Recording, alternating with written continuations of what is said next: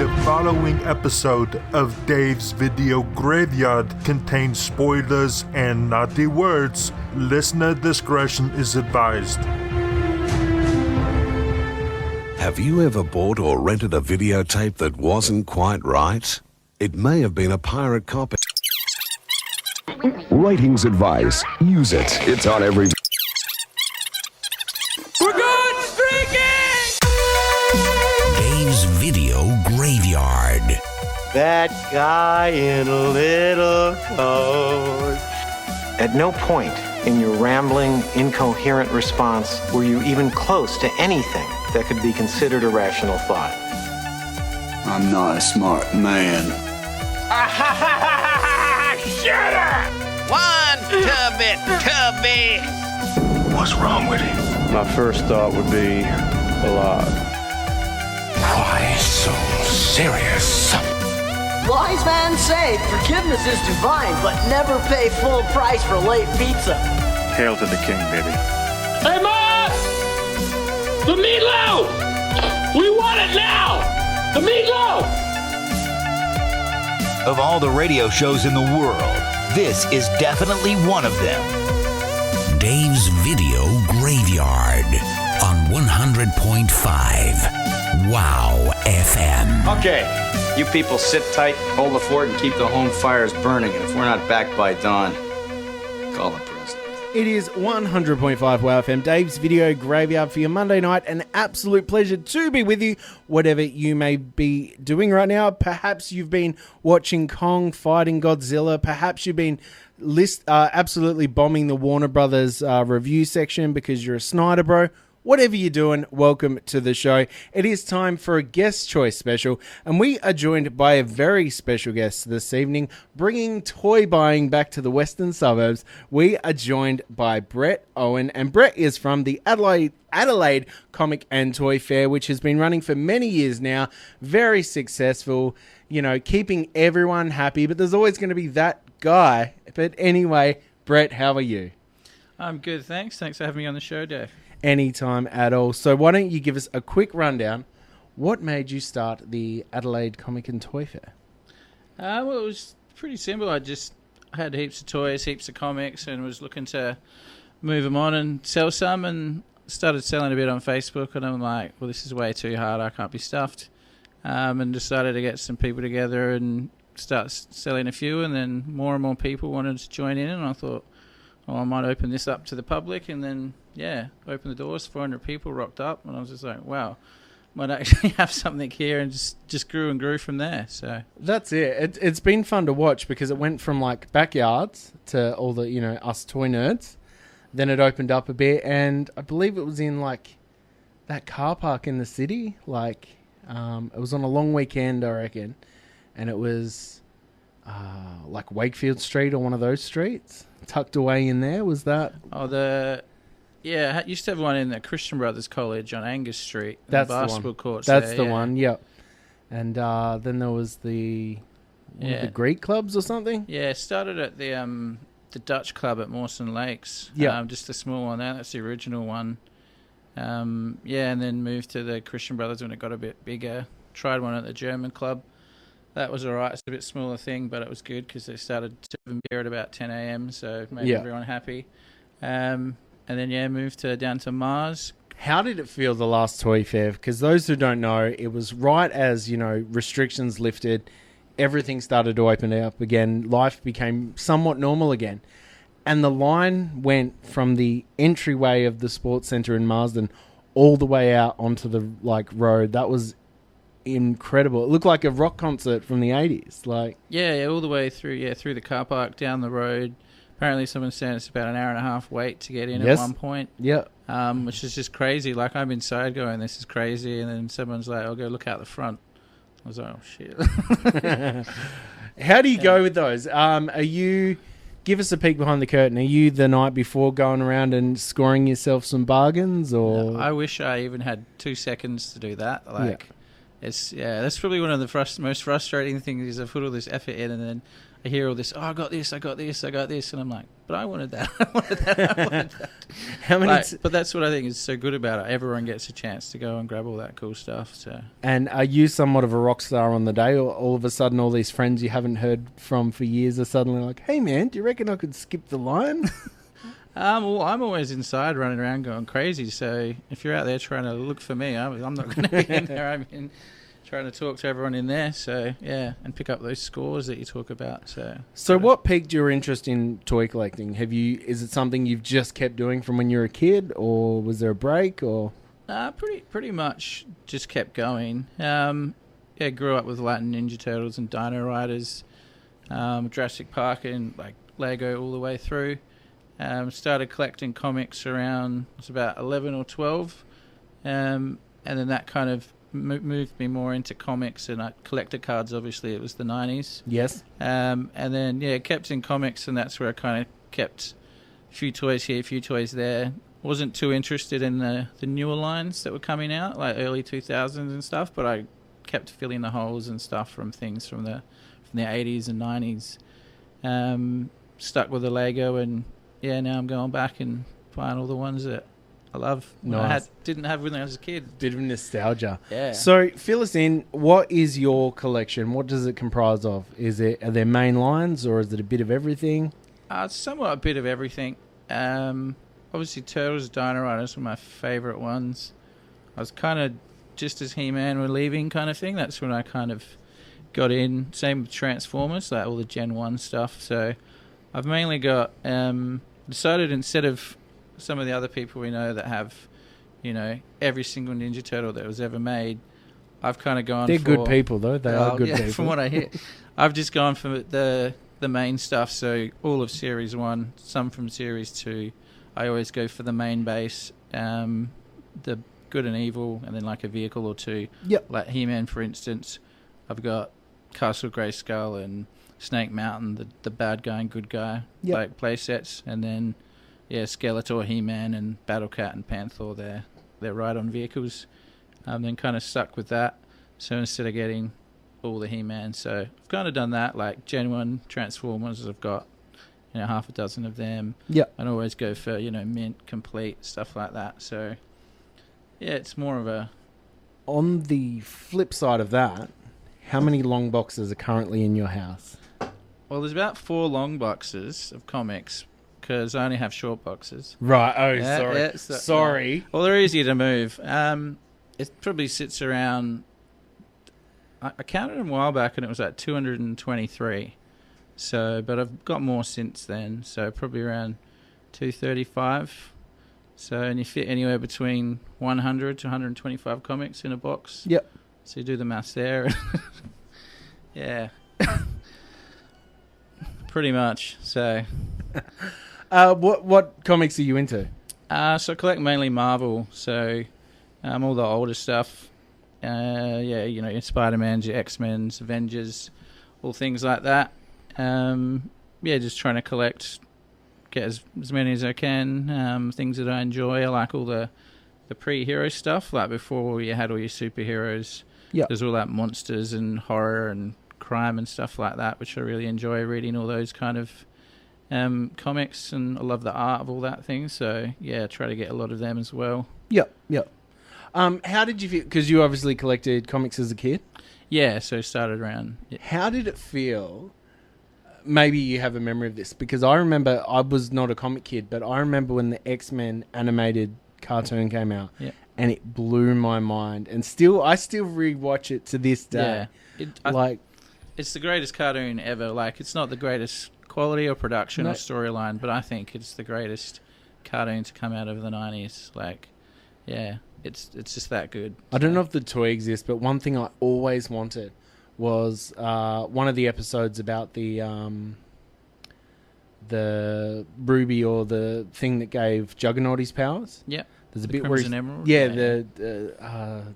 not Tesseract, something, the Sidorak or something. Anyway, he ripped the roof off of a taxi and sat in it like a weird convertible and drove it around, and it was just the most visibly awesome thing. So, yeah. It's kind of like the crash test dummies. Don't they have like a taxi? They did have the yellow taxi, just take the lid off. Yeah, take the lid off. That's a great idea. Shove one in there. Do you get into like the Marvel Legends and stuff like that? I started, and then I realised how much of a rabbit hole that would become, and just kind of pick up, favourite characters here and there. Otherwise, I'd be 200 figures in, and it's it's an expensive thing. And what bothers me is like, well, it doesn't bother me, but because I collect comics too, then that's my passion. I see all these toys, and I'm like, oh, I really want that. But then I'm like, but that's $100 I could spend on comics, so I can't buy that toy. Then it's, yeah. Well, that's I switched from collecting Ninja Turtles to VHS because I could spend $2 and get a VHS, or I have to spend $30 to get a turtle or something. So, but I did pretty well because I collected from when turtles were relatively cheap and no one wanted them. Yeah, so you got the majority of them. Yeah, and now it's turned around and it's like, people are quite often hitting me up and being like, oh, do you want to buy this? Is it worth $30 to you? I'm like, not to me, because I don't know what they're worth, because I've been buying them for so long that I haven't followed the trend. Anyway, we have a quiz that is a bit of a would you rather to get to know you as a person when it comes to films, because that's what we're all about here on DVG. So these are just a few questions for everyone listening to judge you about. Harry Potter or Star Wars? Star Wars, hands down. Good answer. Like, Harry Potter's good and all, but Star Wars, all Good the answer. way. Breaking Bad or Game of Thrones? I don't know whether I got too late on Game of Thrones. I watched like a bit of season 1 and then kind of lost interest, and then That's exactly the last what I season did. was on, and I was just like, I can't be bothered. And you could keep up with it by everyone crying online each week. It was like, I know what's happening. Whereas that Breaking Bad, I got into it about season 3. Like, obviously started from season 1, but as season 3 was airing, and I think it's brilliant. It's so good. Like, it's just so well written. The actors are so good. Like, it's just, it's amazing. Nice. So Breaking Bad? Yeah, definitely. Salma Hayek or Salma Hayek? Probably Salma Hayek. I Good reckon. answer. Yeah. Perfect answer. It used to be Salma or Sandra Bullock, but Sandra was getting wiped out every week, so we thought we'd make it a bit more fair. Lord of the Rings or Back to the Future? So it's a hard one because they're two different things. Back to the Future is just awesome for what it is, but then it's just like a fun, good movie, like happy movie kind of thing. Whereas Lord of the Rings is just like an epic kind of thing. And if you throw in The Hobbit as well, like 6 huge movies where they're just amazingly written, amazing story, amazing characters. I don't know, I guess that has to push it to Lord of the Rings as much as That's it fine. hurts me to turn down Back to the Future. So. It's you're here to answer. Brad Pitt or Leonardo DiCaprio? In what aspect? Well, you get to pick. You get to pick your favorite version of each. So whether it be like Brad Pitt from Seven, or Leonardo DiCaprio from What's Eating Gilbert Grape, it can be anything. It's just for us to judge you about. Okay. Well, Brad Pitt usually has really, really good characters and everything, so I'd probably go Brad Pitt in most of his movies. Yep. Like his the Once Upon a Time in Hollywood. Watched that when that came out mid last year or whatever. I think he was brilliant in that. But then you got stuff like Fight Club, which is just amazing too. Yeah. Awesome. Leo's just kind of good in a lot of things, but movies like Titanic and that just shit me. I was never a fan of Family Ties either. So. The Shawshank Redemption or Stand By Me?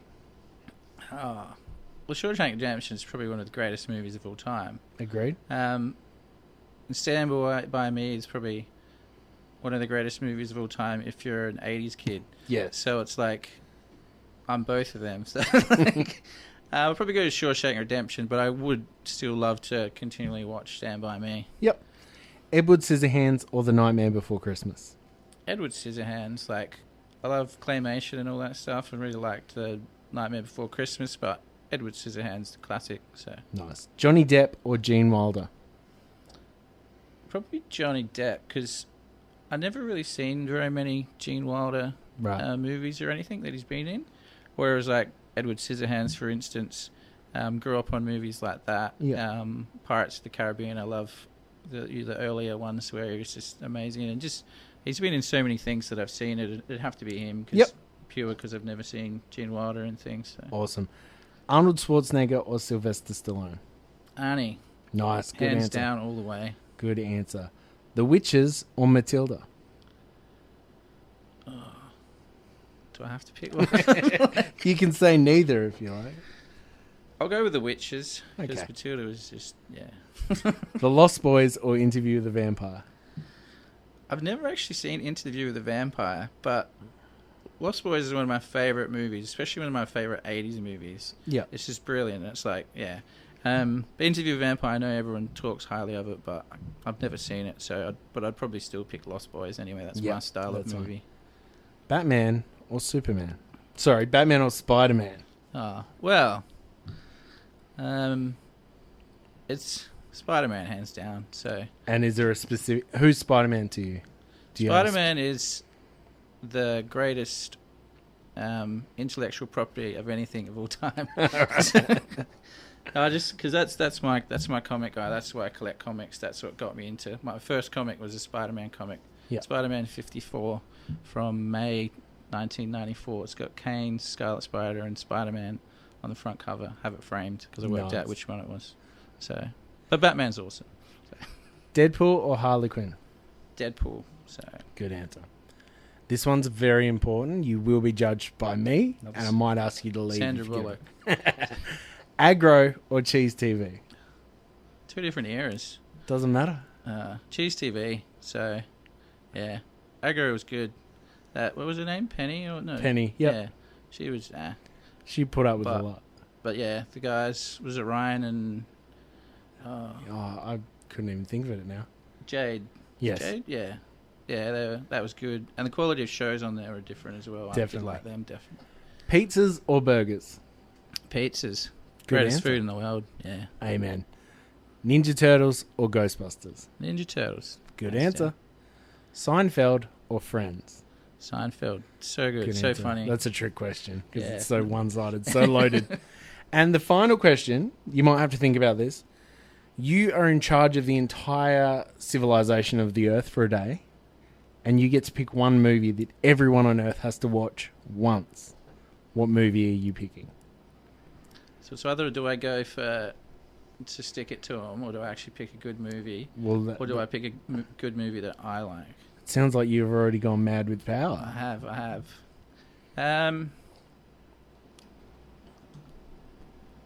Does it have to be like a proper movie, or it could be like one that me and my mates made in a garage when I was 16 or something? As long as you were clothed at the time, it's totally your call. I don't know. It's a good question. I might have to think about it. That's such a cop-out answer, but okay. I know. Well, what was your answer? Throw it back on I you. don't have to answer. I'm in charge around here. Let's go with... yeah, I got nothing. That's fine.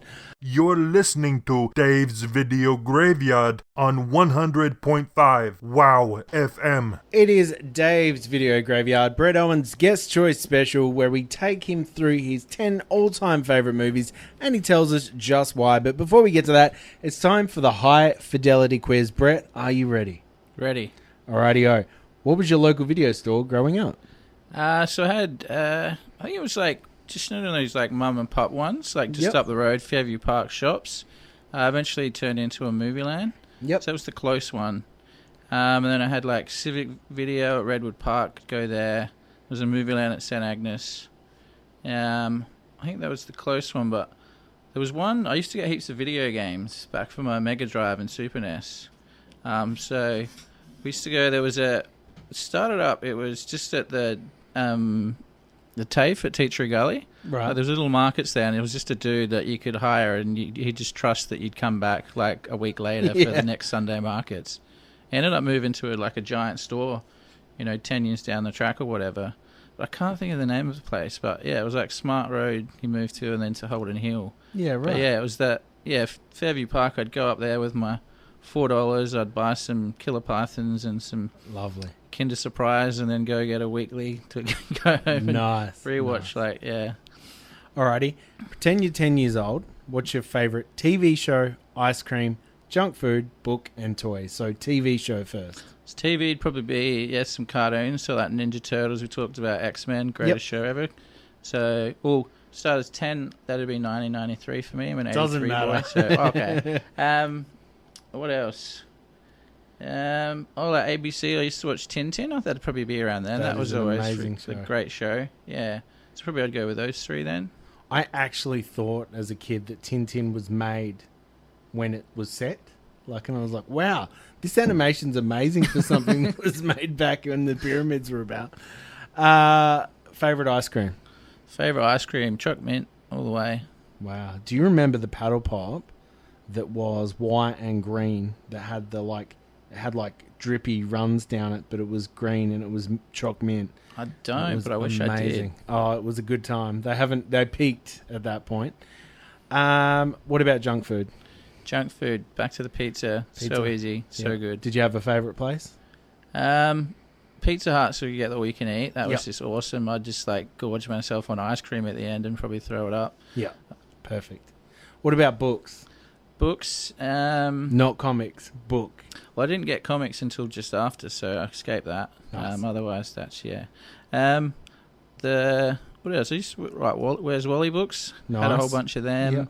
Dopey Dinosaur, I don't know if you remember that. Yes. You do? No one's ever heard of that. So it's good. So good. I'm going to post about it tomorrow. I don't know if I've got all of them. I've got a dozen at least, but yeah, it's so That's good. Awesome. I was obsessed with the Dinosaur Who Wanted to Fly book.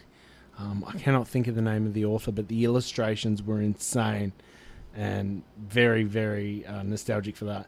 What about how good were the book fairs, the Scholastic book fairs? Yeah. You'd walk in and I'm upset no one has yet to answer the right answer for books and say Animorphs, but I'm sure one day... Animorphs? Yeah.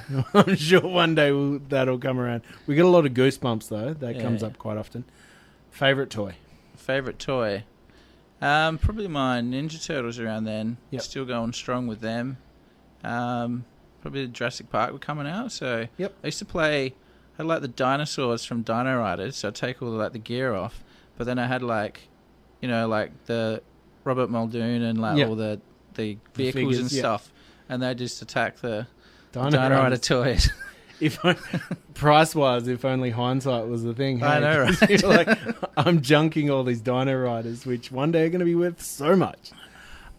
Who would go on your Mount Rushmore of actors or actresses? So that's a hard one because it's do you pick your favourites or do you pick people that deserve to be there? So it's totally up to you. Go Arnold. Stop overthinking the open-ended questions. I think I do. So I'd probably go Arnold Schwarzenegger. He's pretty influential in my movie choices, all the action movies I loved, stuff like that. Samuel L. Jackson. He's just a class act. He's in everything. He's good. Deserves to be there. Who else we got?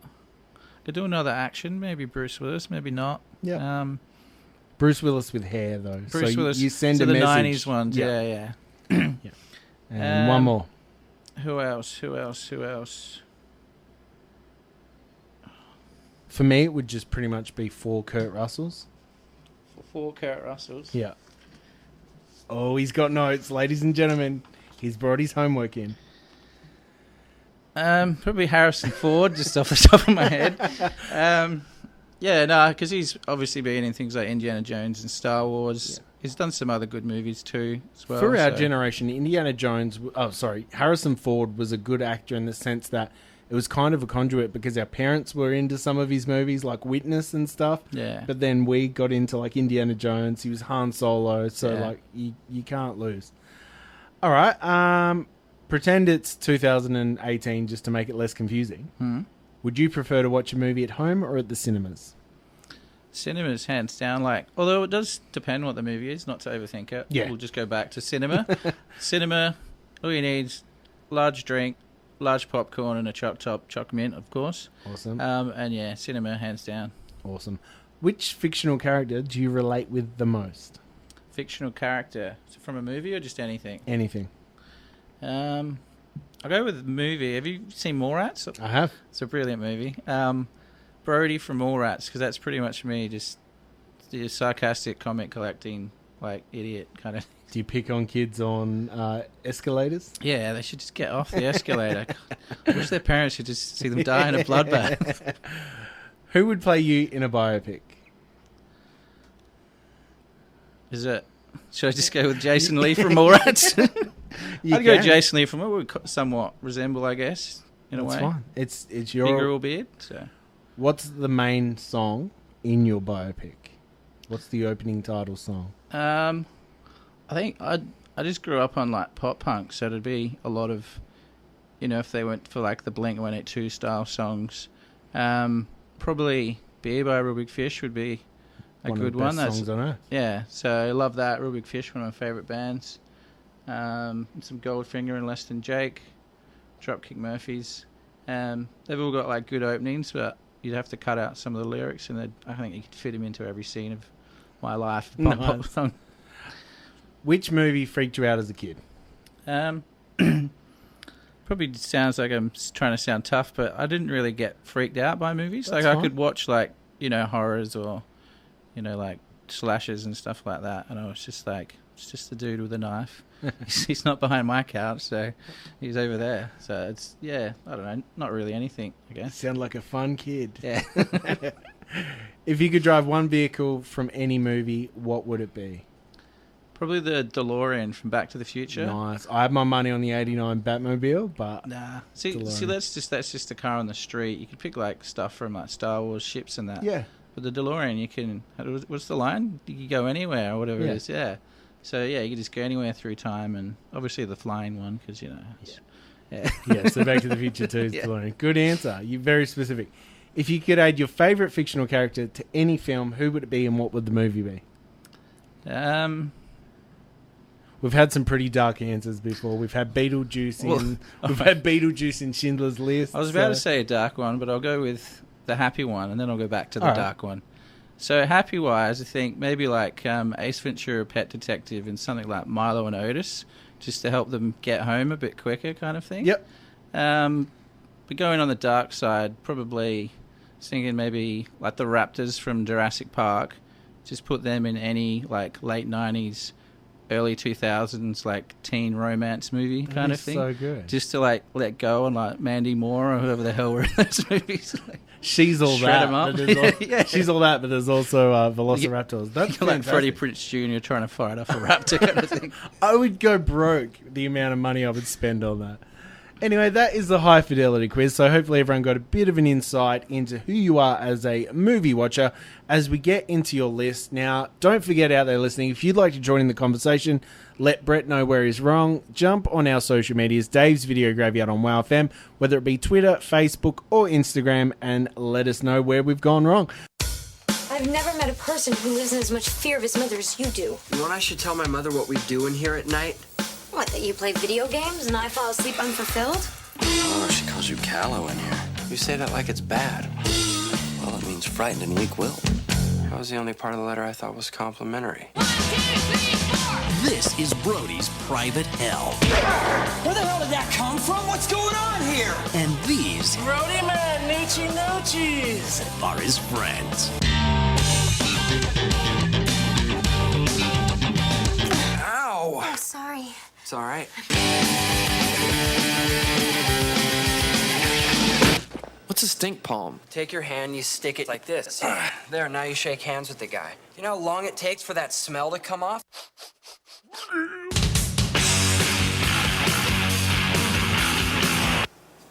If you stare at these things long enough, you're supposed to see some kind of hidden three-dimensional picture. Oh, yeah, look, it's a sailboat. You saw it too, damn it! We slept together one time, remember, in high school, that ski trip? That was you?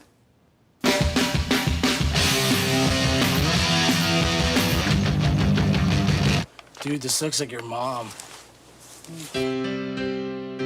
Bye-bye, Easter Bunny. There is no Easter Bunny!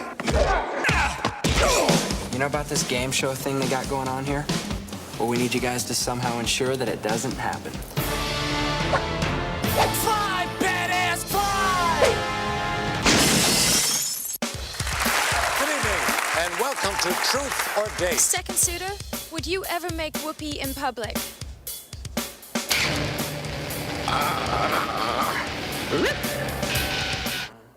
No, I think that's kind of personal. I don't think I should answer that.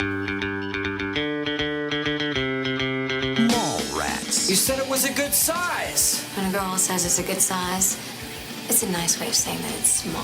What else did you expect from the director of Clerks? Hey! It is Dave's Video Graveyard as we talk about the first choice of Brett Owen on this evening's Guest Choice Special. We're starting things off with a movie made by the king of all comic books. I'm not talking about Stan Lee, however, pretty much his unofficial understudy. We're talking about Kevin Smith, the man behind many a great movie and many a great podcast. Brett, why did you choose this movie? Well, obviously, if you've been listening, you know I'm obsessed with comics and stupid humour. So Mallrats is pretty much stupid humour comics. So I just think it's great. Like, it's just I don't know, the kind of movie I can see myself being in or making. And yeah, the kind of humour and just entertainment that I like. And yeah, it's just such a 90s movie that it just makes it awesome kind of thing. So, how often do you revisit this one? Well, I cleared out all my DVDs, and it's one of the only DVDs I have left. But then the problem now is I don't have a DVD player on. Right. So, yeah, I probably haven't watched it for about a year, but I do regularly still watch it. Like, it's one you can just put on when, you know, you just need to watch something, or even in the background kind of thing. It's comfort yeah. for you. Awesome. Did you enjoy all of the, View Askew verse? Yeah, like, obviously Clerks and Jay and Silent Bob Strike Back were more in that humour. I did like Dogma and Chasing Amy and that. They're a bit different, but they're all still good movies. Yeah, loving them. So I even gave Jersey Girl several chances, but just couldn't get there. It's so cool though. Obviously, Mallrats, seeing like what Kevin Smith could do. He was known at the time for just chucking all his buddies and all his friends in movies, and it really paid off because it's a labour of love where everyone there wants to be there. Well, other than reportedly Shannon Doherty wasn't exactly fun to be around. Yeah. Brenda? Brenda. And I also, just love all the behind-the-scenes stories and the friendships that were made because, still to this day, Kevin Smith is pretty much friends with everyone that was involved with this. There was a few notable fallouts that he had over the years and stuff, but he still looks back fondly. Yeah. And, this... You said before we started this evening, this is such a 90s movie. Like, it feels, looks, sounds, everything about it. And also for us pedestrian comic nerds, it told the whole world who Stan Lee was. Yeah, exactly. So, no, it was good to have him in there and, I guess get him out of the books and into the more mainstream. And it also led to that incredible cameo in Captain Marvel, where Stan Lee's reading the script to that's Mallrats. right, to Mallrats, yeah. Yeah, which I thought because it was set back in 95. Set in the 90s, I love Dogma as well. Like, I thought that was an incredible film. A lot dirtier than Mallrats, I guess. Higher rating. But, what did you think of the reboot, the Jay and Silent Bob reboot? I think that was great, and I think there was a lot of people who were just like, oh, that's a bit But I just think it was great because it almost it wasn't so much a reboot, it was just getting all the little bits from all the other movies and just putting them together kind of thing. I guess it was called reboot because they were trying to make a new movie, but I just think it was so great. All the references to all the movies. It was, that is 100% fan service, that movie, and that's what's strong about it. I remember almost having like an emotional attachment and like certain scenes, like when Ben Affleck showed up at the end, spoiler alert, that was just, man, I was like, yes, I know, that was so so good. good. A tear to your eye. You just like, oh my God. And it's also amazing that, like, Kevin Smith, someone that's absolutely and has always been obsessed with Superman and Batman. His best mate, Ben Affleck, goes on to be Batman. Batman, yeah. What do you think of the Snyder Cut? I haven't watched it.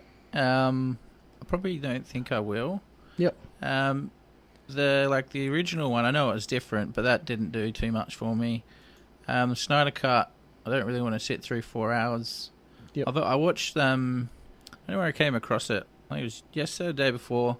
There was like a 10-minute clip of like the fight scene with, what's the other dude? Not Darkseid, the other one. I should know that.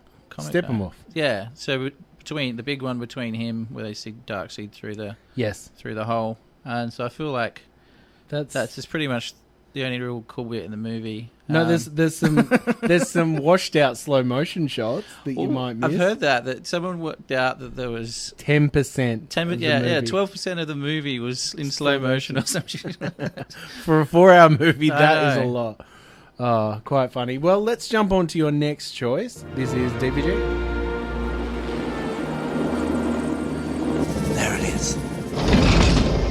Welcome to Jurassic Park. We've made living biological attractions so astounding that they'll capture the imagination of the entire planet. The most phenomenal discovery of our time. How'd you do this? Becomes the greatest adventure of all time. Can I touch it? Sure. Universal Pictures presents You feel that? Hold on to your butts.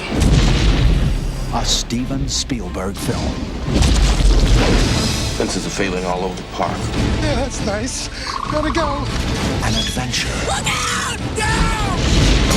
I can't get Jurassic Park back online. 65 million years in the making.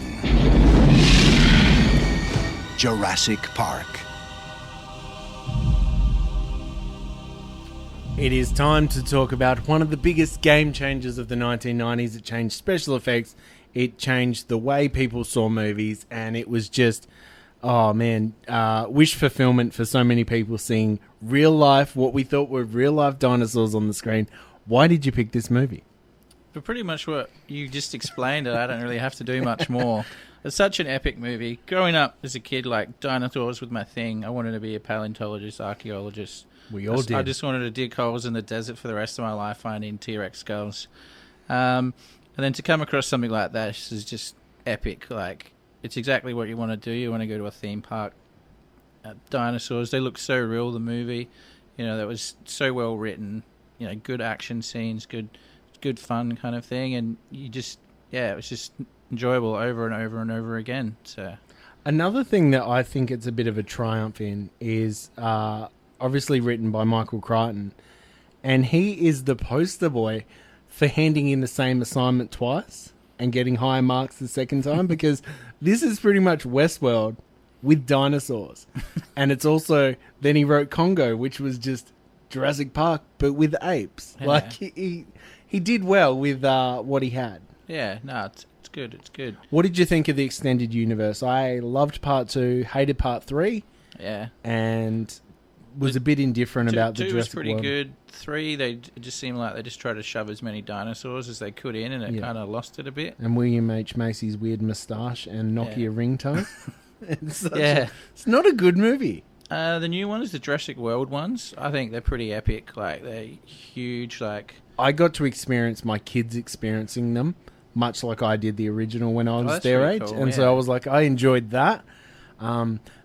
Funnily enough, the one movie that blew my kids away as much as Jurassic Park did to me in the cinemas was actually Ready Player One. Okay. And they were like, wow, this is like a whole new world. That's just another whole thing of nostalgia, isn't it? Yeah, it's crazy, pretty much. Yeah. Do you revisit this one often?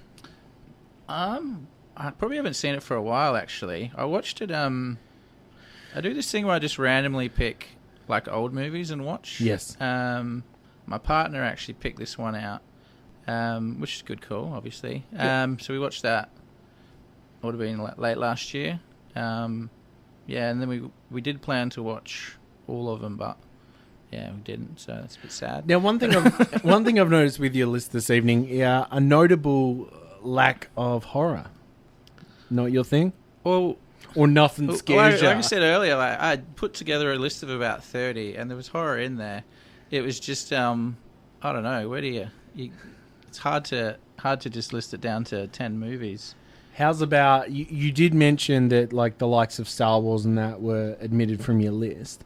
What are some honorable mentions? Can you remember some that didn't quite make the 10? I have like a Fifth Element. I think it's just an epic movie. I like a lot of the Frank Miller stuff, so Sin City is in my list, but like 300. Yep. It's really good. Did you like The Spirit?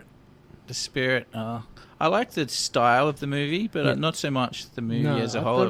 Not that it was bad. It just wasn't an outstanding. What about Sin City: A Dame to the Kill? That was pretty good. Like, it was a sequel, but then it was like, yeah, didn't have the grit, and it didn't have characters. To me, it just felt like, much like the sequel to Dumb and Dumber, it was too little too late. Yeah. Like, anyone that was interested had pretty much lost interest. fallen along the way. So, where do you see Jurassic Park moving forward? Would you rather rewatch the original, or are you optimistic for what they're doing with the future? Because it looks as though dinosaurs have been released into the wild in the franchise. I don't know how that's going to work. Like, could be a backdoor Dino Riders pilot. You never know. Yeah, well, that needs to happen too. The Rulons could show up. The Step Crystal's out. No, so yeah, I don't know. Like, obviously they're trying to expand it. You can only release dinosaurs on a different island so many times before it gets a bit repetitive. And given that we're the generation of like nostalgia nerds that just won't let anything go. Yeah. But we're also aging out of our own properties, because it's like Jurassic World wasn't made for us. Yeah. There was a little bit of fan service, but that's for a whole new generation. I think it was also movies like that these days are made for the merchandise. Yes.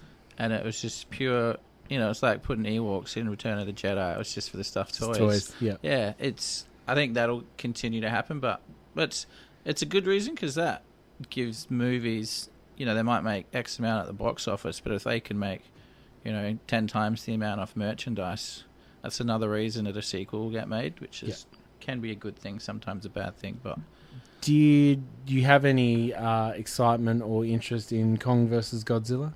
I do, and I can't believe I haven't seen it yet. Yeah, I know, that's I was crazy. going to see it on the weekend, and then my partner, some of her friends want to see it, so we're going next weekend. So Awesome. That'll be good. I've heard it from Aussie himself, who I consider the be-all end-all when it comes to Zilla. He said it's very, very good, which good. I thought, given that he's the most skeptical human on Earth, yeah. I really didn't think he'd like it, and he did. So good, I'm looking forward to checking that one out. Let's get on to your next choice. This is DVG. Don't you guys see? Don't you realize? He was a pro. He never made it this far. Look how far we've come. We've got a chance. Chance at what, Mikey? Getting killed? Look, if we keep going, someone's really gonna get hurt. Maybe dead. Besides, we gotta get to the police. Maybe Chunk already got to the police. Maybe Chunk is dead. Don't say that. Never say that. Goonies never say die. I'm not a Goonie. I want to go home. I forgot. But still, don't you realize? The next time you see Sky, it'll be over another town. The next time you take a test, it'll be in some other school.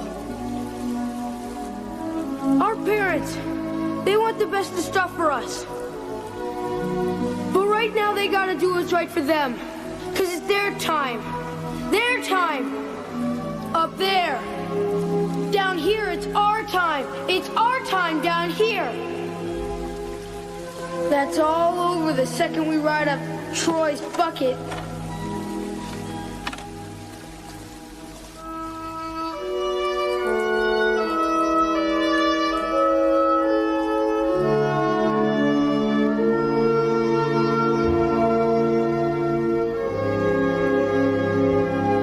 It is Dave's Video Graveyard as we continue the guest choice special of Brett Owen. Got the Toy Fair coming up. Remind everyone when that is and where it is. So we got St. Clair at 109 Woodville Road, Woodville. It's on the Monday public holiday, the 26th of April. So come check it out from 9:30 onwards.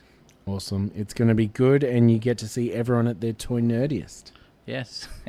It's so funny, like, for the first few, my kids would come along and I'd buy them a Junker or something that they were interested in at the time. Lots of Skylanders over the years. And it's funny, like, I don't think it was the last one, but the prior one, my kids were just blown away because they had live Quidditch there. Oh, yeah. And they were like, oh my God. And I was like, oh, I want to pick on you guys so bad. I wish I went to school with you so I could pick on all of you guys. The Goonies from 1985. Good year, good film, an absolutely stellar cast. Why did you pick this movie? It's just, it's just the ultimate kid adventure kind of thing. As a kid, that's what you wanted to do. You wanted to go and follow a treasure map and go find a pirate ship, and it's just a good movie. Obviously, Steven Spielberg makes good movies, always like well written and scripted and directed. And it's just an enjoyable movie, especially as a kid to watch, and then as an adult to go back and reminisce about, and it's still enjoyable as an adult. So. And even on paper, like you look at the blueprint of the movie, you've got story by Steven Spielberg. So, you know, he's the architect of our childhood for many a part. You're Chris Columbus, so, you know, behind the likes of like Home Alone and all these movies that are also big parts of our childhood. The director of the Superman movies is in there. It's an ingredient for success, really. Yeah, and that's exactly what it was. Like, it was just such an enjoyable, successful movie for kids, obviously. But yeah, adults just hang around and still enjoyed it. And even if you look at it not being a kids' movie, it's always a good adventure movie. People go on a treasure hunt, so you know, it's just they're just kids, not adults. I'm wondering with the trend of like Cobra Kai for Karate Kid and the Mighty Ducks TV show. I feel like the Goonies might get the treatment of that. There's been speculation for like the last 10 years or so. You always hear Goonies 2, Goonies 2, Goonies 2. And I don't know whether I want a Goonies 2, like a kind of It 2, how it was like they were adults and they remember their childhood, they had to go back, or they just kind of reboot it. But I don't know how that would be done. You know, whether they're just going to, instead of having a map, they've just got their iPhone out looking on Google Maps or something. They could steal a lot of the beats from like Hook. And have the grown-up Goonies kids get kidnapped by, like, you know, the pirates or whatever from the original wanting their gold back. The Fratellis come and they then have to battle with the Fratellis and the pirates. That's pretty much just Hook, but I'd be up for it. How often do you revisit this one? Not enough. Like, it is another one of these movies you can just watch and you don't need to be in any sort of mood. It's just always going to be good to watch. Yeah, it's just being an adult. It's finding the time. I think that's a horrible part of my life. Yeah, that I have to be responsible. Isn't it a tough life you live when that's one of the biggest problems? Not being able to watch the Goonies is a big problem. I quite often think, like, in so many ways, I would make 10-year-old me very proud of who I've become as an adult. Same, yeah. But on the flip side, if young me knew how many video games I don't have time to play and just don't, like I don't buy games that I would absolutely love because I just don't have the time. I should have spent a majority of last year playing Red Dead Redemption 2, but I just didn't buy it because I knew I didn't have the time. Exactly. And that makes 10-year-old me very sad. I know, that's like, 10-year-old me, every Mega Drive game that came out, I'd get it. Just play it all, thrash it out. You know, no save games, so you had to sit there for 6 hours. And then, I just play everything as it came out. Whereas now, it's just because of the volume of games and it just takes so long to finish some games. I remember hiring Skitchen for Mega Drive. Yeah. And basically turning it on Friday afternoon. And at about midnight Sunday night, my dad turned it off. And the heat coming from the Mega Drive... just like melted off the yeah, pretty much. And that's you don't get that anymore. Like, I just don't.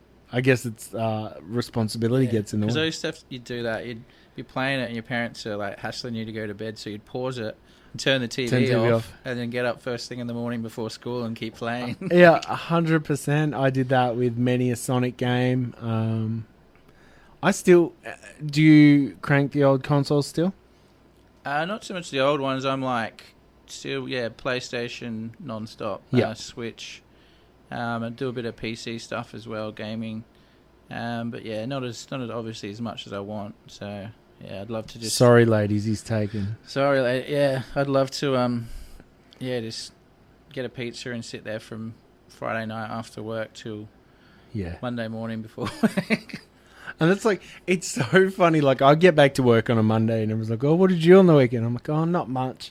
And then, like, if you had a snapshot, it was like, Friday night, watch VHS videos with my kids. Played Bubsy the Bobcat on Super Nintendo. Like, it was a big weekend. Yeah. But when you talk to other adults, you're like, oh, no, nothing. Not much. Yeah. Went to a toy fair. Went and bullied Osty to give me stuff. Like, you know, the usual. For 400 years, golf has been a gentleman's game. A game of tradition, etiquette, and above all, sportsmanship. Until now. Y'all ready for this? Meet Happy Gilmore. He was a hockey player. Touch my puck, baby! Don't you ever touch my puck! Who was skating on thin ice. But when his grandma needed his help... Mrs. Gilmore owes the IRS $270,000. We're going to have to sell the house to someone else. But she's an old lady. I mean, look at her. She's old. He discovered a new talent. The house is like 400 yards away. That's unbelievable. Now he's going from the rinks... Step right up, folks. See if you can outdrive the amazing golf ball whacker guy. to the links. Hey, where you going with those clubs, punk? I'm your caddy. He's gonna be on the tour. That's super. He's got the swing. He's got the drive. He shoots, he scores! He's got the balls. Oh, God, that hurt a little, but I'm all right. Quite a large and economically diverse crowd here at the Invitational. I guess it's the new tour sensation, Happy Gilmore. Hey, if I saw myself in clothes like those, I'd have to kick my own ass. And while he's trying to keep Granny out of the rest home, I'm telling you, this place is perfect. You're gonna make friends in no time. Get me out of here! he's driving the game of golf. Why didn't you just go home? That's your home! Are you too good for your home? Answer me! Straight into the ground. Damn you people, this is golf! I'm Bob Barker. Looks like you and I are going to be playing together today. This guy sucks. All right, let's go. Universal Pictures presents Adam Sandler The price is wrong, Bob. as golf's missing link, Happy Gilmore.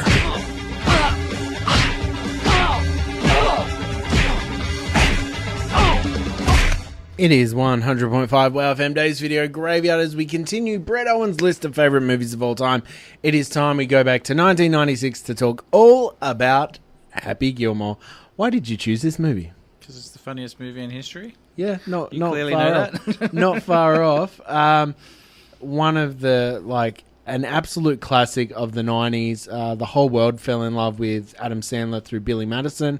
And I think between Billy Madison and this one, they were non-stop rotation. Still to this day on free-to-air TV, maybe every fortnight, one or the other will be on. Yep. More so Happy Gilmore than Billy Madison. But they've just announced that they are pursuing a sequel. Oh. So they're going to ruin it, though? Ruin the... Who knows? Who knows now? It's, there's only so far down they can fall, so it should be pretty good. How often do you revisit this one? Quite a lot, actually, because it's pretty easy just to... you get home and, you've had a few beers in town and stuff like that, and you're like, I want a couple more. So you just sit there. I used to, when I lived with my best friend, because we lived in the city, it was one of the ones you could just put in, watch this, or, American Pie 1 to 9, one of those movies. You just go in, and, you could just sit there and watch it, and the same jokes were funny for the 100th time. There's a few movies, there's... Happy Gilmore, Billy Madison, Major Payne. There's certain movies for me where it doesn't matter what part they're up to. I can just tune in, have a good time, tune out and go. Don't need to see it all. But the amount of times that on a Sunday night at about 11 o'clock, I'm about to go to bed to get ready for work the next morning. And Happy Gilmore will start on TV. And I'm like, guess I'm going to be tired all week because I'm staying up watching this. I could go to sleep and get rested, or I could watch Happy Gilmore, and Gilmore wins every time. It's just too good, and it's constant one-liners that are just, it's just epic. So it's funny, and I do love that all the friendships that Adam Sandler makes. We did a special a few months ago here on DVD where we kind of did a revisionist history of Adam Sandler and explained to the world that he's just because it's trendy to not like him now, doesn't mean he's any less than he always was. Yeah, and so. I've held a very long-term flame for Adam Sandler in general. I love some of his worst movies. I really hate The Ridiculous Six. I think that's the worst movie ever made. Mm-hmm. But honestly, the timeless classics, even up until in my opinion, from Billy Madison through to Bulletproof, it was just wall-to-wall non-stop comedy. you seen that? What's that new one? And he's like smuggling diamonds or something in New York. Uncut Gems. Yeah, have you seen that? I have. Is it good? Or? It's intense. It's very serious. I don't know, did you ever see there was both Funny People and Punch Drunk Love, which was super serious, but he still was very charismatic. Yeah, That's what Uncut Gems is like. Well, the last one I saw was it was like a Netflix one. It was like him and Jennifer Aniston. They're trapped on a boat or something. Oh, just go with it. Yeah. Oh, no, Murder Mystery. Yeah, that's it. Yeah, that's right. Yeah, and someone died and they... Yeah. That was all right, but yeah, it's... Yeah. You get...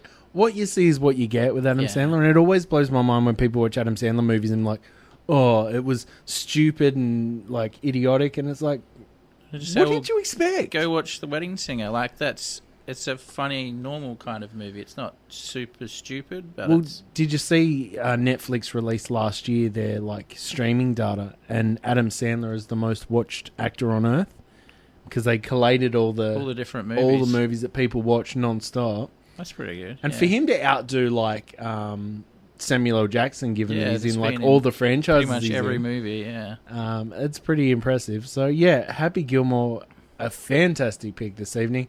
Let's get into a little bit of fun with your next choice. This is DVG. You know everyone, right? Yeah, pretty much I do. You know this one girl with hair like this?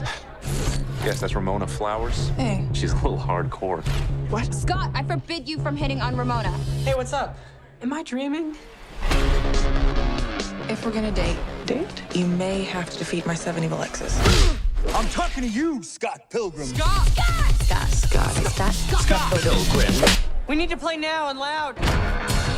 Sounds like someone wants to get Let's do this. funky. Prepare to feel the wrath of the League of Evil Exes. This is happening, right? Amazing! Garlic bread is my favorite food. I could honestly eat it for every meal. You get fat. No, why would I get fat? Bread makes you fat. Bread makes you fat?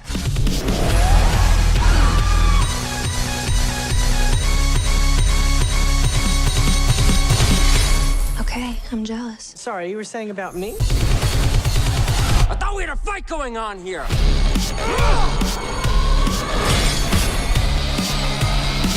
What's up? He seems nice. Really? Yeah, let's go get a beer. That's great. It is Dave's Video Graveyard as we continue Brett Owen's favourite movies of all time, and we're heading back to 2010 to a movie directed by the most interesting film director in the last 20 years, in my opinion. Talking about Edgar Wright. Why did you choose this movie?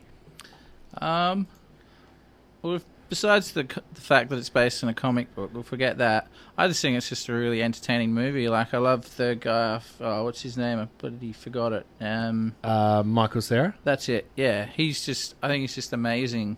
Like, I don't know, I watched Superbad the other day, and I forgot how freaking amazing that movie is. It's just so good. Like, and I love like that humor as well, like the Seth Rogen.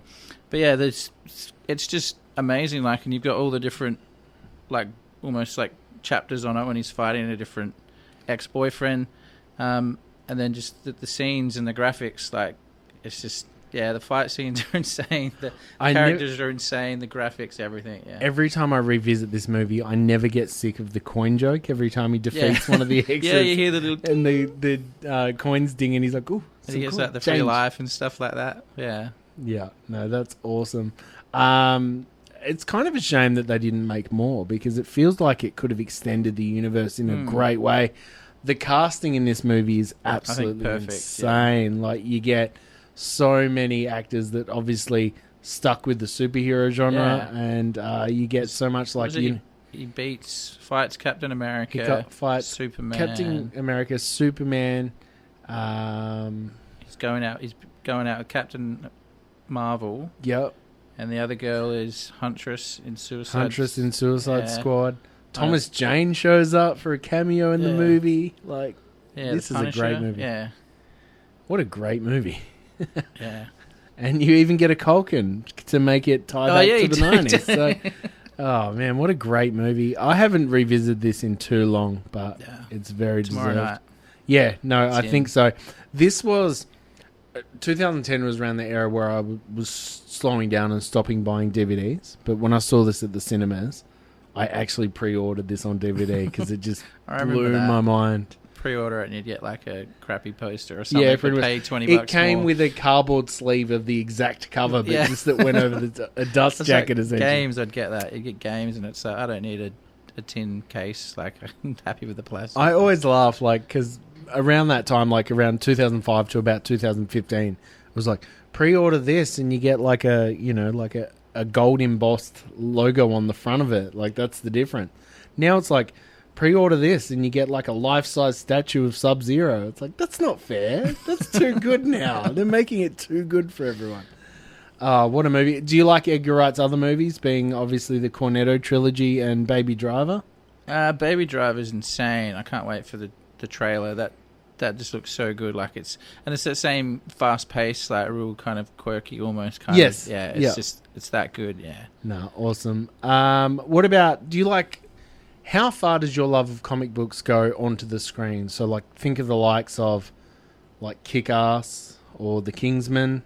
Do any of those movies ring true to you? Yeah, so I love The Kingsman. I love that kind of suave, kind of like James Bond-esque kind of, like style. Kick-Ass, I haven't read the books, so I don't really know anything outside of the movies. I thought they're okay. But yeah, most comic book movies, like I said before, Sin City, 300, stuff like that. What about Watchmen?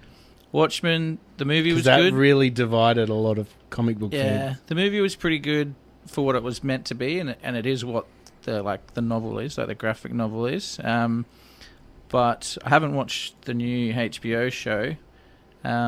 But everyone seems to think it's better than won the movie, every award on it. Yeah, but yeah, most comics, pretty much everything. A lot of them, I'll watch a movie and go, that's freaking epic. They should make a comic out of that. And then it's like, based on the comic by, and it's like, oh, sweet, they already have. So. Have you been burned in that sense? Because a lot of us have like properties that we're in love with that get the big screen treatment and they break our hearts. Well, I didn't know Nick Fury before the David Hasselhoff Nick Fury movie, so that was all right. No, not really. Because I see past like the poor acting and the low budget. I see that character that I really like having a fight with that character I really like, or doing that thing from that comic that I read when I was a kid. I look past it. I know it's low production or something like that, but. What about the likes of Age of Apocalypse that just got mishandled, and Apocalypse looked like Ivan Ooze from Power Rangers? Yeah, it is sad to see something like that, especially when a movie like that has such a big budget. Yes. And then just somehow they destroyed it.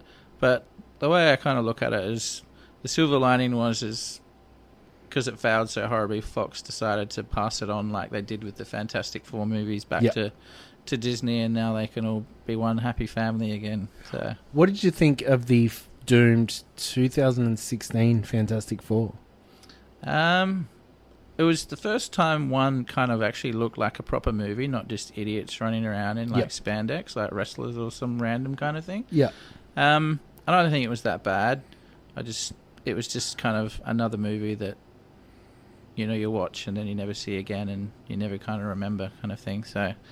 It was just sad that it tainted, a property like Fantastic Four. Yeah, definitely. Because it could have tied to the MCU being everything. Yeah. What about the likes of WandaVision and stuff? You followed the TV route? Yeah, so that's brilliant. That's completely set a new standard for making TV shows. Like, I know it's a limited series on a streaming service, but it's still, that people have to compete with that. Even not just comic movies and TV shows, just shows in general with the level of production that went into that. Yep.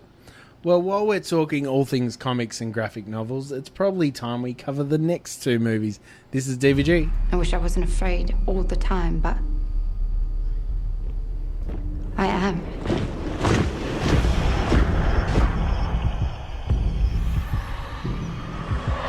People should not be afraid of their governments. Governments should be afraid of their people.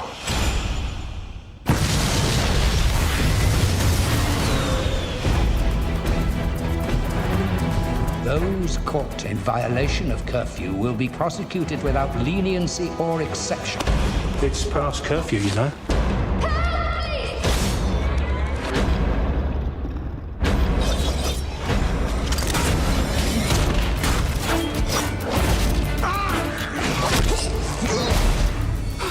see? Oh, not tonight. Who are you? Gentlemen, I want this terrorist found, and I want him to understand what terror really means. We're working on several leads. Her parents were detained when she was 12. It was like those black bags erased them from the face of the earth. You have one chance. You must tell us the whereabouts of Codename V.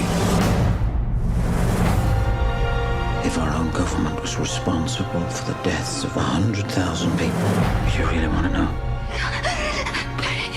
Those who are responsible will be held accountable. The time has come for you to live without fear. I'm ready. This country stands on the edge of oblivion. I want everyone to remember why they need us. Kill him. My turn.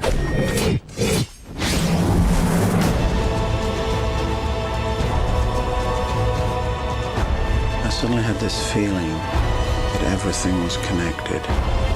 We're all part of it. Are we ready for it?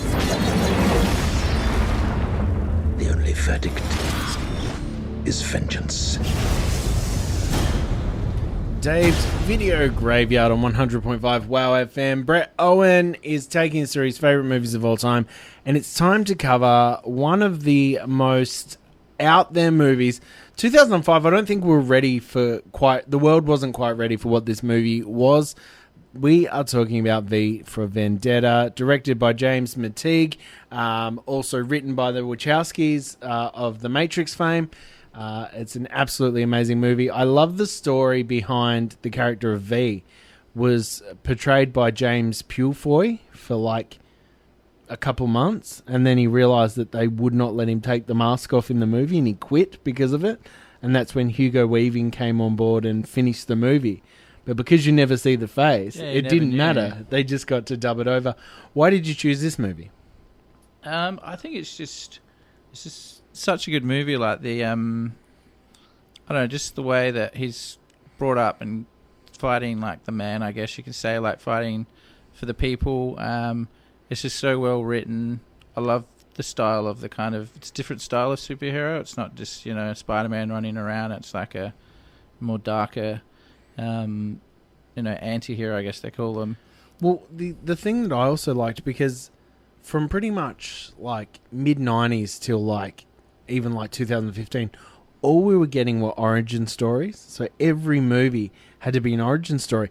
This movie was uniquely original. The characters in it were pretty much already established when the story takes place.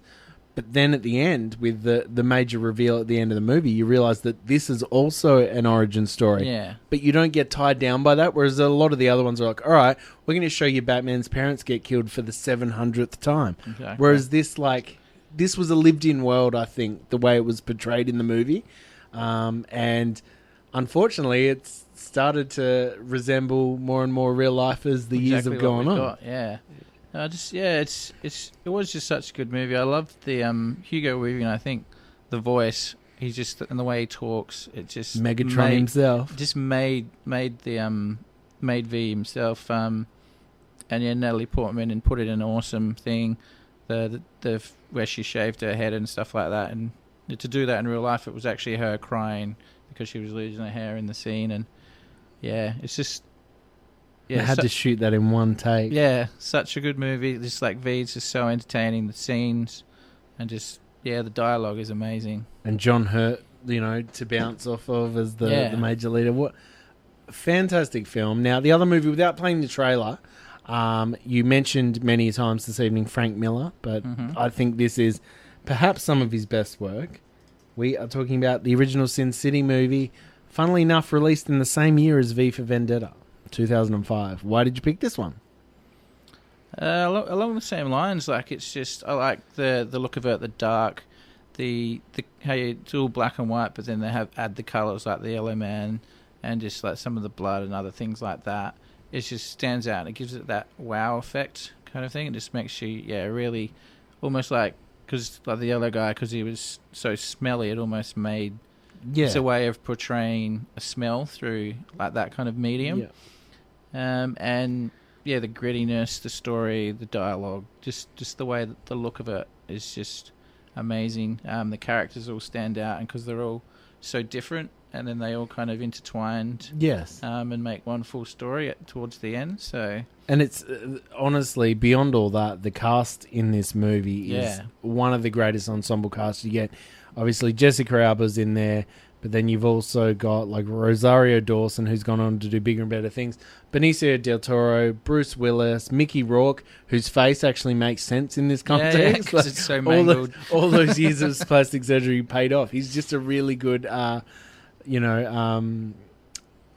it called? Method actor. Yeah. Michael Clark Duncan in there as well. Like, there are so many amazing things. And I also like even a lot of the lower tier characters went on to like Elijah Wood and like Ron Swanson's in there as one of the bads at the start.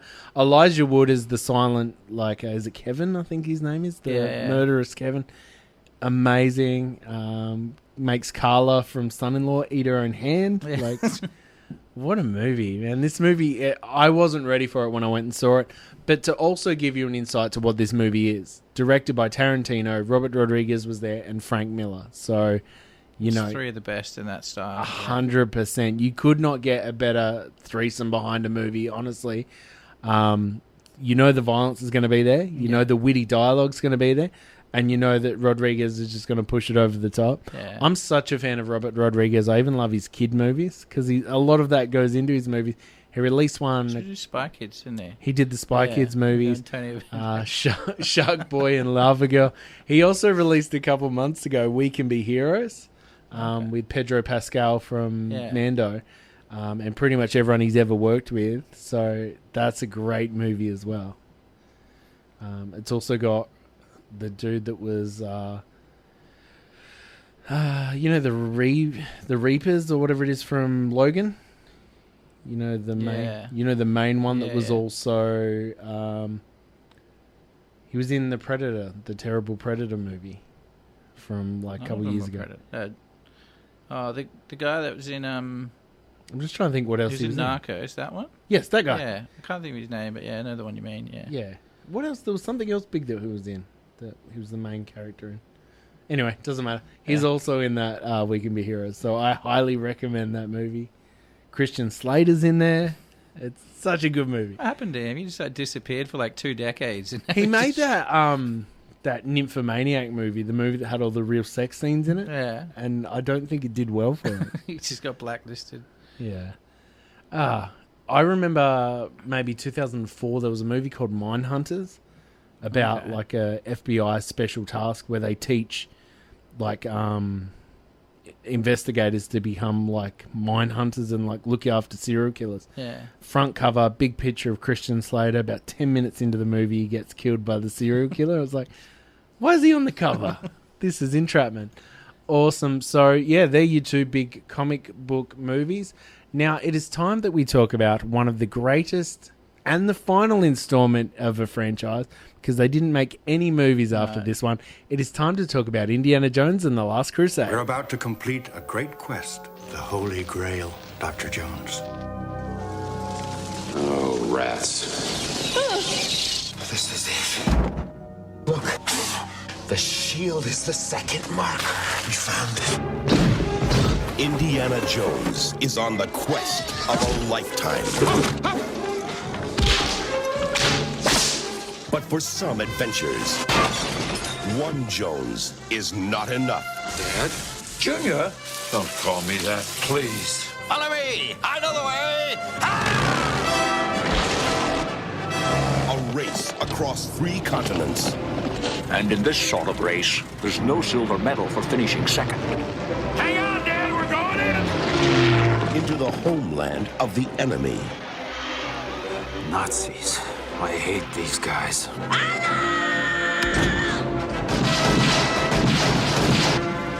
Our situation has not improved. In his search for the Holy Grail. How dare you kiss me? Are you crazy? Don't go between them! Go between them, are you crazy? in the belly of that steel beast. Dad! Junior!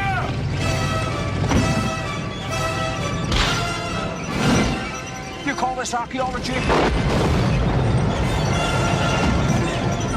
The quest for the Grail is not archaeology. It's a race against evil. Germany has declared war on the Jones boys. Those people are trying to kill us. I know, Dad! It's a new experience for me. Happens to me all the time. Indiana Jones and the Last Crusade. Have the adventure of your life. Keeping up with the Joneses. It is Dave's Video Graveyard. Brett Owen taking us through his favourite movies of all time. And I think we are now talking about the greatest third part of any movie franchise in history. I cannot think of a stronger. Some people liked Return of the King. Yeah, I was going to say, like, maybe Lord of the Rings pulled it. Yeah. But I think, in general, that was just, like, one big, long movie. This is the one movie where they literally ride off into the sunset and perfectly end the franchise, only to take a massive crap on it with Kingdom of the Crystal and shit. Yeah, what a movie. This is obviously your favourite of the Indiana Jones franchise? Yeah, it's like Raiders is good in its own thing. Just Temple of Doom is amazing, but Last Crusade just had it all. You know, perfection. It was longer, and it was just perfect all the way through. You know, Sean Connery's in there for it all. It's just the scenes are all good. It's, you know, World War II and Nazis and action adventure, and it's a movie about a father and son hooking up with the same hot Nazi lady. Pretty much. So yeah. I find it quite funny because you've obviously got George Lucas, Steven Spielberg behind this one. So, you know, the biggest and the best of our childhood. Yeah. It was touted that this would have been the biggest movie on Earth if it wasn't for a certain Batman movie released like a month after this one. But this movie is incredible in every way. The acting, the storytelling. We also get a reminder of how many great roles we've missed with the loss of River Phoenix, because he is incredible. The way he mimics Harrison Ford in the start of this movie is second to none. Like, I don't think I've ever seen a character play a younger version of someone as well. Maybe Bruce Willis's younger self in Looper, played by Joseph Gordon-Levitt. Yeah. How often do you revisit this one? A bit, actually. This is, as I mentioned before, got rid of all my DVDs. I've got the box set of all three movies because there was no other ones, as you said.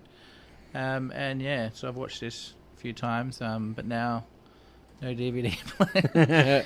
I think, I've got to find out what streaming service is on. So, yeah, and then I'll have to watch it again. So it's so funny how often I recommend a movie to someone. Like, oh, I can't get it. I'm like, I've got it on DVD, and they're like, no thanks. Yeah. That's just work when you got to get up and put a DVD I know, right? Like, because it was good because I got rid of my DVD player, but I still had my PlayStation 3, cause playing that. But now I've got my 4. It's just like, kind of not willing to cooperate. Yeah, so awesome. Well, that is a fantastic movie choice. Let's play a little bit more music. This is 100.5 Wow FM.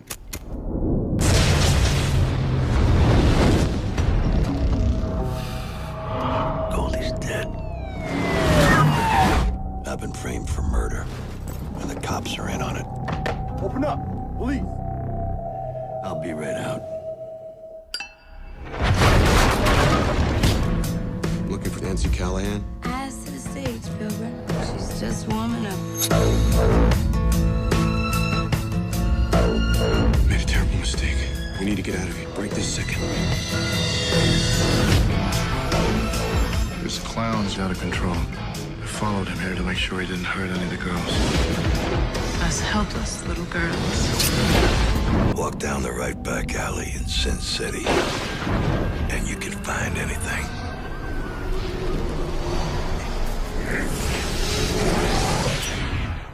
It is Dave's Video Graveyard. We got just over 15 minutes time left with Brett. Before we get into the final two films, Brett, tell everyone once again all about the Toy Fair.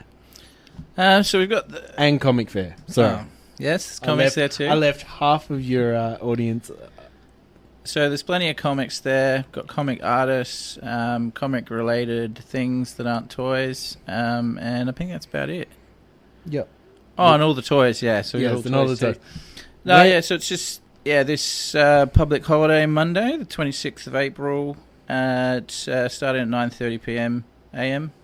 at St. Clair Rec Centre in Woodville. Yeah. It's just, got almost, it's 99 now, vendors there, so almost 100, with all different comics, toys, video games, everything you can imagine, pop culture, it's all there. We've got over a dozen comic artists, local artists there. A few of the local clubs, sci-fi clubs, things like that. The guys from Brixpo, the giant Lego fair, they've come down. I've got quite a large area for them. They're bringing down all their big displays. So if you like Lego, definitely get in for that. Got our brother show from the Toy Power Podcast boys. Yeah, going to be there. Toy Power guys will be there. They'll have a stall selling some stuff. Have a chat to them. Say hi. It's got it all. So don't miss out. Pretty much. And one thing I love about the Toy Comic Fair is it's not just for, it's not just for our generation. You've got your tin toys, your old-fashioned tin cars and everything like that. For the older generation that likes to collect that. There's a lot of model trains and stuff like that occasionally pop up. I do remember seeing two guys in a bidding war over some, is it Scalectrics remote cars? Yeah. And slot cars. Yep. And it was amazing to see how excited these guys are getting. I'm just like, well that's what it's about. It's, I love my comics and toys from my era, but to see other people can come and, it's got, we've got stuff like that, the older cars or, Hot Wheel cars. And then you look at the newer toys, things that I'm not interested in, there's, thousands of stuff like pop vinyls and stuff that people are into. Yuck. And it's just it's cool to see a Spider-Man one, but I'm not going to spend, $20 million collecting every single one. It's just got everything, video games, all different, genres of, pop culture really. And you can come there and someone's got it somewhere, and all those things that you can't get these days, or the older things, then hopefully one pops up for you. That's it, and that's one thing I love. If you go there not knowing what you're after, not only are you going to spend a lot of money, but it's amazing the things you'll find. Yeah. A lot of antique pins and stuff like that. There's the Tintin guys always there. Yeah. It's a really good thing, and I've got to say, it literally is for the whole family. There is so much on. Yeah, well that's it. You go, then you find the toy that you collected, in the 80s, and then you're there with your 3-year-old and 5-year-old, and they've watched something on TV, and then they see it there, and then they can get something too, and you can use them as the excuse for why you went there. And exactly. Yeah, it's great. My thing that's kind of wearing off because my kids are getting older. I used to love getting my kids to ask the vendor how much for a figure I was after, and half the time they'd be like, "Oh, you can just have it." Just have it, $2. That's a $40 figure, and I'm having it because the kids are sick of it before we even get home. Now we are talking about your 10 favorite movies of all time. Now you have picked a movie that I never got around to seeing, but it's definitely on my to-watch list. We are talking about the Thomas Crown Affair, the remake from 1999, starring Pierce Brosnan. Did I hear he just got cast in something in the MCU this week? In the DC movie. DC, was it? The Shazam movie. Right. Not Shazam. Black Adam. Black Adam. As Dr. Fate, so it should be an interesting role. So DC's version of Doctor Strange. So hope he gets to use his rad Irish accent in it. Yeah. Why did you pick this movie? And tell me what it is. So it's pretty much I'm obsessed with heist movies. I think they're great, and I think this is one of the most well done. We talked before about that James Bond-esque, the Kingsman and stuff like that. Just Pierce brings his English kind of charm and, style to it. He's a businessman that, just gets bored with life and decides he doesn't need his billions of dollars, literally billions of dollars. He just wants to enjoy himself, and just sets up a heist. And it's just so well done. And the final scene in this is, you said you haven't seen it, so I'm not going to try to explain it, but it's seamless. It's just so amazing. The soundtrack to it is perfect, and it just finishes off such an amazing movie in such a good way. And I just love it. Out of the heist movies, there's others out there the Italian Job, both the original and the newer one. Mark Wahlberg, Edward Norton are brilliant. There's the Ocean's 11. I just love that style. Yes. And I think if I had to pick a heist movie, this one is the one that is just so elegant and so well written and so well done. I love a heist movie where you as the audience finds out the reveal at the same time that the characters do. And that's happened. The police that are chasing him, 'Cause they're finding out, you're finding out, yeah. A lot of movies have the misstep of kind of showing you too much too early, and that's what I always loved. I always loved with the big reveal with the Ocean's movies. Yeah. They'd be like, well, here's this, but you didn't realise that it wasn't the real thing from the beginning, and we'd already stolen it. A really good reveal I saw. Have you seen The Gentleman? Yes. Yeah, I thought that last, for the people who haven't seen that, the last 10 minutes, just all the just little reveals where you think the whole way through you've gone, oh, this is definitely what's going on, and then you're like, oh, it has gone on, but hang on, all this other stuff's going on, and it just, that's that kind of... And I think when Guy Ritchie is at his best is with his heist for movies as well, because like Lock, Stock, Snatch, The Gentleman, The Gentleman seems to be the movie that like no one saw, but that needed to be seen. It was like right at that time where everyone kind of stopped going to cinemas and stuff, wasn't it? Yeah. And I think that was it. And a lot of people I know, and I've heard bad reviews about it, but I just like entertaining movies, and I found that Hugh Grant's character was just. There was a stupid character, but it was just entertaining. There were 2 movies in a row with Hugh Grant that like blew me away. One of them being The Gentleman, and embarrassingly enough, the other one being Paddington 2. Oh, I've seen that. Amazing movie. Highly recommend it, dude. It is fantastic. So the Thomas Crown Affair, is this one that you revisited, or it was just such a powerful ending when you saw it that it's always stuck with you? Or no, I revisit this one. I watched it probably only a couple of months ago, maybe like December, January. It's and it is kind of one. It's one of those ones that I show other people, if that makes sense, because I know exactly what's going to happen. So it's one of those ones. I know the ending, but it's still good and fun to watch. So I'm happy to, hey everyone, you got to watch this, and make them sit through it, and then they're like, yeah, that was actually a good movie. Brett's just not an idiot like normal. So, that is awesome. Well, I've definitely put it on my list. Now, your final movie this evening, you have chosen Flying High, aka Airplane. Yeah. Why did you choose this movie? For those who've seen it, it is just it's the pinnacle of slapstick comedy in a movie. Like, it's people that haven't seen movies that old, like Naked Gun style. It's like what's kind of set up those kind of movies. Yeah, it's the blueprint for like Hot Shots. Yeah, exactly. I don't reckon there'd be more than 3 or 4 seconds in this movie where a joke isn't going on, whether it's what the actors are talking, the dialogue there, or some random thing that's going in the background, or they're setting up the next huge joke. Like it's just simple stuff. Like the whole time they're in the airport, just over the PA, there's just like the most random stuff getting said, and the main actor, all the jokes keep going on around him, and he's always got a straight face through the most stupidest things that he's just said, and it's unbelievable. Like, it is incredible. And of course, Leslie Nielsen famously just covering every aspect of the movie super dry. Yeah. And Lloyd Bridges as well was incredible in this movie.